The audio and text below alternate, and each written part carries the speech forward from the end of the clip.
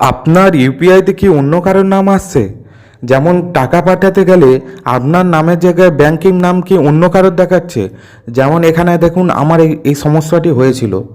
দেখুন ব্যাংকিং নাম শ্যামচন্দ্র মণ্ডল দেখাচ্ছে, কিন্তু আমার নাম অরূপ অধিকারী। তো এই ভুলটি দেখাচ্ছিল, এটাকে আমি কিভাবে ঠিক করলাম আজকের এই ভিডিওতে বলবো।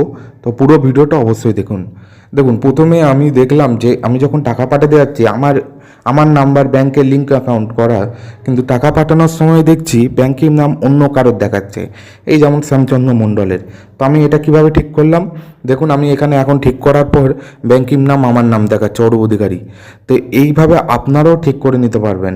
কিভাবে করবেন, প্রথমে দেখুন এই লেখাটা ভালো করে দিন, ব্যাংকিং নাম অন্য একজনের নাম দেখাচ্ছিল, পেটিএম নিচে করে। এটা কেন হয় আগে বলি। এটা হয় কারণ হচ্ছে এই নাম্বারটি হয়তো ওই ব্যক্তিটার কাছে আগে ছিল, এবং আগে ছিল, তারপর অনেক দিন হয়তো ফোনটি রিচার্জ করেনি, তাই বন্ধ হয়ে গেছে। তাই জন্য হয়তো সে বন্ধ করে দেওয়ার পর সেই সিমটা আপনি তুলেছেন আধার কার্ড দিয়ে, বা জিও বা এয়ারটেল যে কোনো সিম কোম্পানি হোক আপনারা তুলেছেন, কিন্তু ওই ব্যক্তিটা আগেই ব্যবহার করেছিল। তো এখন এইটা যদি আপনাদের সাথে হয় কি করবেন, দেখুন প্রথমে আমার এখানে ব্যাংকের নাম সেনচন্দ্র নিচে পেটিএম লেখা ছিল। তো আমি এখান থেকে কি করলাম, প্রথমে আমি চলে গেলাম পেটিএম অপশানে। পেটিএম অপশানে যাওয়ার পর এরকম খুলে গেল। তারপর আপনারা ওপরে একটি অপশান দেখতে পাচ্ছেন, ডবলে দেখতে পাচ্ছেন এই ওপরে। তো এখানে ক্লিক করে দেবেন। তারপর আপনারা নিচে চলে আসবেন। নিচে এসে দেখবেন এখানে একটি অপশান আছে ইউপিআই অ্যান্ড পেটিএম সেটিং। তো ইউপিআই অ্যান্ড পেটিএম সেটিংয়ে ক্লিক করে দেবেন।